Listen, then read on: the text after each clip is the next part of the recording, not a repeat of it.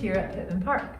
Our church has policies in place to protect children and vulnerable adults from abuse and to respond to accusations of abuse.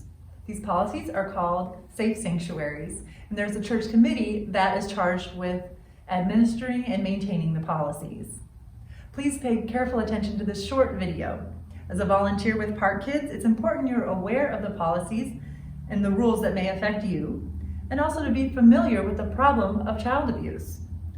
1 in 3 girls and 1 in 5 boys are sexually abused before the age of 18.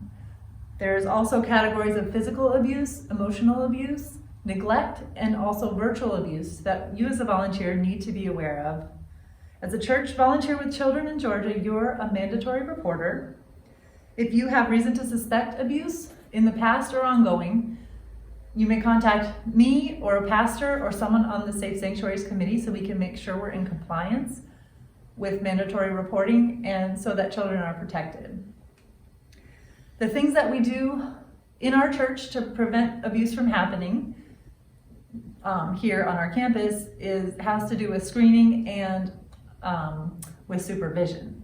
So we screen our volunteers by making sure that they have been involved with our church for at least 6 months, and we ask that they undergo a background check by us.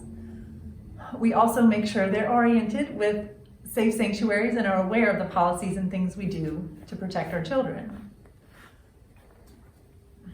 As far as supervision, our rules state that we need to have 2 unrelated volunteers for each group of children so that volunteers are watching out for children but also keeping an eye on their fellow volunteer. And we make sure the volunteers are at least 5 years older than the group of kids they're supervising. We have windows in all our classrooms. We can prop open our bathrooms, and we just want to make sure that there's never a chance for children and adults to be unsupervised.